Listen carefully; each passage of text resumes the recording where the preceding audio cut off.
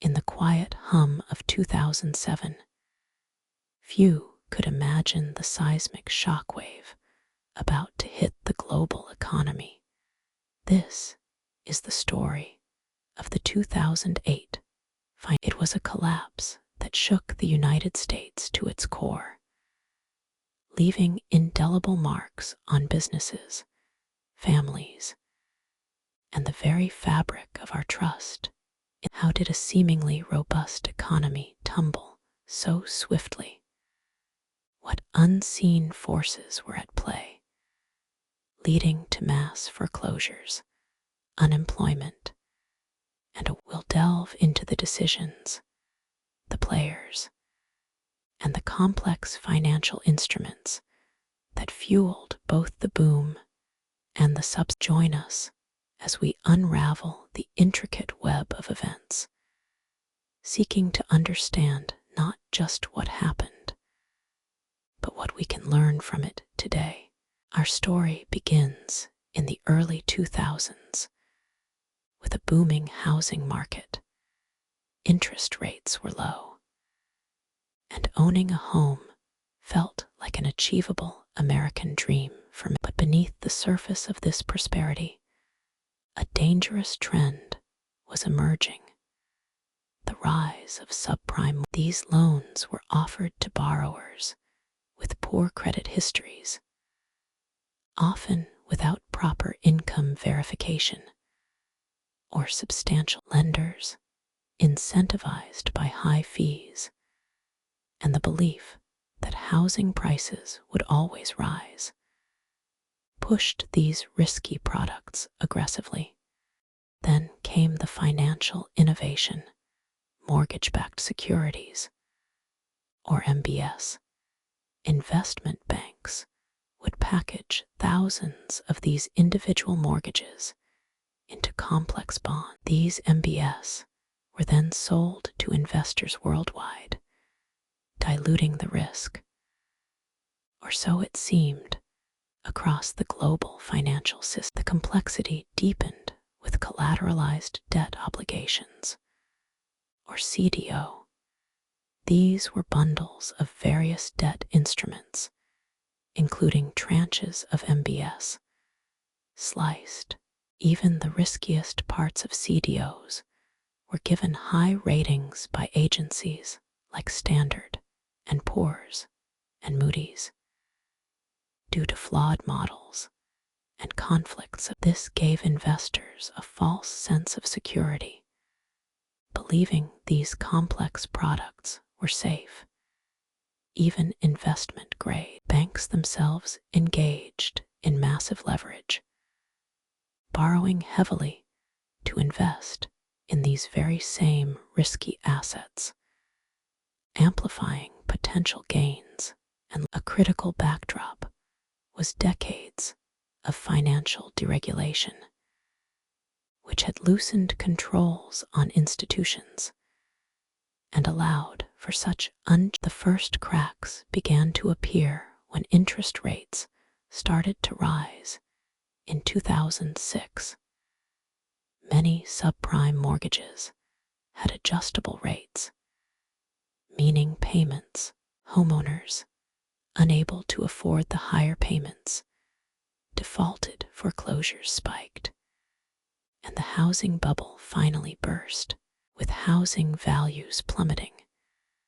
The underlying collateral for all those MBS and CDOs was evaporating. Their value became early in 2008. Investment bank Bear Stearns, heavily invested in these toxic assets, faced a liquidity crisis. They were on the Federal Reserve, orchestrated a frantic bailout, arranging for JP Morgan Chase to acquire Bear Stearns with government backing. It was a stark warning. Next, mortgage giants Fannie Mae and Freddie Mac, which essentially guaranteed millions of mortgages, also teetered on the edge of collapse. The government placed them into conservatorship, a de facto nationalization, injecting billions to keep them afloat. The situation was escalating. The summer of 2008 was filled with dread.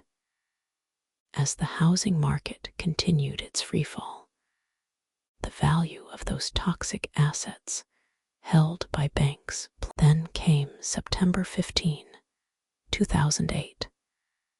Investment bank Lehman Brothers, a 158-year-old institution, filed. Unlike Bear Stearns, the government decided not to bail out Lehman. The consequences were immediate and catastrophic. The financial world plunged into panic. Interbank lending, the lifeblood of the global system, seized up. No one trusted, and the domino effect continued with American International Group, or AIG, one of the world's largest insurers, facing imminent collapse. AIG was too interconnected to fail, insuring trillions in derivatives. The government had no choice but to step in, providing an $85 billion loan. The entire financial system was on the verge of a complete meltdown. Treasury Secretary Henry Paulson presented a drastic plan to Congress. This was the Troubled Asset Relief Program, or TARP, a controversial $700 billion plan to buy toxic assets from banks, stabilizing. Initially, Congress rejected the plan, fearing moral hazard and public backlash. The markets reacted instantly, plummeting worldwide. The fear of a full-blown depression loomed. Faced with an undeniable crisis, Congress reconsidered, adding provisions to the bill. On October 3, 2008, President George W. Bush signed TARP into law. It was a pivotal, desperate moment in American. The immediate consequence was an unprecedented injection of liquidity into the banking system, preventing an even deeper collapse. But the crisis's ripple effects extended globally, triggering a worldwide recession, massive job losses, and a deep sense of economic. From Main Street to Wall Street, the shockwaves were felt everywhere. The crisis had fundamentally altered perceptions of financial. In the aftermath, governments and regulators worldwide moved to prevent a recurrence. The Dodd-Frank Act in the U.S. introduced significant reforms, new capital requirements for banks, stricter oversight of derivatives, and the creation of the Consumer Financial Protection Bureau, aimed to rein in. The 2008 crisis remains a stark reminder of systemic risk, the dangers of unchecked leverage, and the vital importance of vigilant regulation. Lessons